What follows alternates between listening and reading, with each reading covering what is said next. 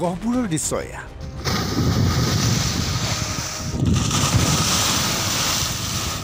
এইদৰে ব্ৰহ্মপুত্ৰই গৰাখহনীয়াৰ সৃষ্টি কৰিছে গহপুৰত।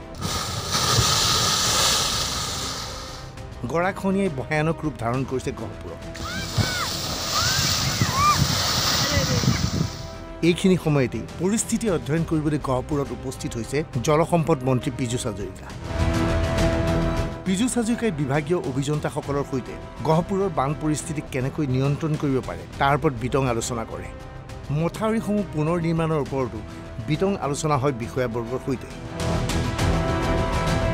গহপুৰৰ বাবে ৩ বছৰত ২.৫ কোটি ব্যয় কৰিছে ৰাজ্য চৰকাৰে। ২ বছৰৰ ভিতৰত গহপুৰৰ বান সমস্যাৰ ৯০% সমাধান কৰিব চৰকাৰে। গহপুৰৰ গৰাখহনীয়া পৰ্যবেক্ষণ কৰি জনালে মন্ত্ৰী পীযুষ হাজৰিকাই। আৰু গহপুৰলৈতো মই বানপানীৰ সমস্যাৰ কাৰণে আহিয়ে থাকোঁ। ইয়াৰ লগে লগে মই বিশ্বনাথ জিলাৰ অভিভাৱক মন্ত্ৰীও হয়, গতিকে মোৰ দায়িত্ব ইয়াতে যথেষ্ট। মই আপোনালোকক ক'বলৈ পাই সুখী হ'ম যে আমি যোৱা ৩ বছৰত প্ৰায় ২৫০ কোটি টকা অকল গহপুৰ সমষ্টিতে দিছোঁ। গহপুৰ সমষ্টিৰ সমস্যাও বহুত, ব্ৰহ্মজান, ডুবিয়া, ব্ৰহ্মপুত্ৰ, চেঁচা বহুত সমস্যা, কিন্তু পৰ্যায়ক্ৰমে সমস্যাবিলাক নাইকিয়া কৰিছোঁ। মই ভাবোঁ যে আৰু ২ বছৰৰ ভিতৰত গহপুৰৰ আমি ৯০% সমস্যা নাইকিয়া কৰিম। মই সদায় ক'ৰবাত ৭০% কওঁ, ৯০% কওঁ, ৮০% কওঁ। কিয় কওঁ? ১০০% এইটো কাৰণেই নকওঁ, প্ৰকৃতিৰ লগত যুঁজাটো কেতিয়াবা কেতিয়াবা আমাৰ কাৰণে অসম্ভৱ হৈ উঠে। কিন্তু ডক্টৰ হিমন্ত বিশ্ব শৰ্মা ডাঙৰীয়াৰ নেতৃত্বত যিমানখিনি টকা আমি গহপুৰত দিছোঁ আগতে ৰেকৰ্ড নাছিলে।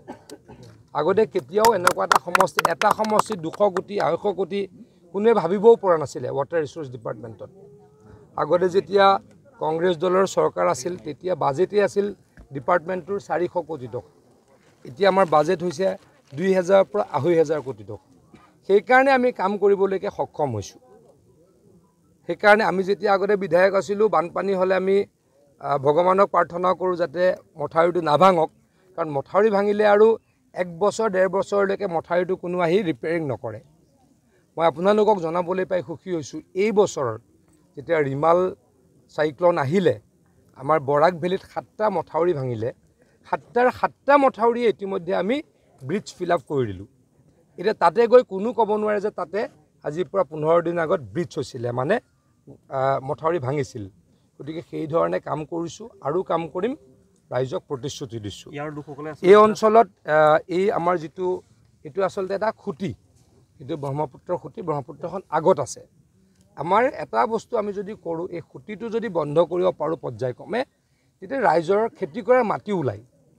গতিকে আমি ইয়াতে ইমিডিয়েট আমি এই বেংক প্ৰটেকশ্যন নকৰোঁ, আমি আগত নদীখন ডাইভাৰ্ট কৰিব পাৰোঁ নেকি চেষ্টা কৰিম। বেংক প্ৰটেকশ্যন কৰিলে ইয়াৰ মাটিখিনি বাচিব, কিন্তু খেতি কৰা মাটিখিনি নোলাব।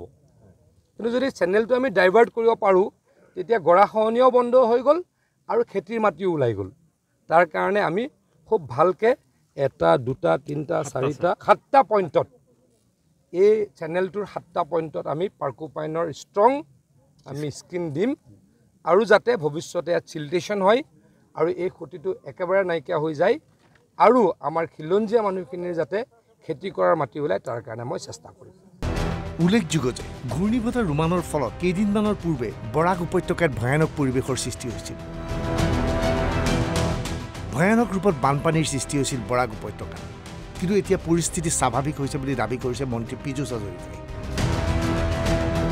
১৫ দিনৰ পূৰ্বে বৰাকত ঘূৰ্ণীবতাহৰ ফলত ৭টাকৈ মথাউৰি ভাঙিছিল। ১৫ দিনৰ ভিতৰত এই ৭টা মথাউৰি নিৰ্মাণ কৰা হ'ল, দাবী পীযুষ হাজৰিকাৰ। যেতিয়া ৰিমাল চাইক্লন আহিলে আমাৰ বৰাক ভেলীত ৭টা মথাউৰি ভাঙিলে, ৭টা মথাউৰিয়ে ইতিমধ্যে আমি ব্ৰিজ ফিল আপ কৰি দিলোঁ।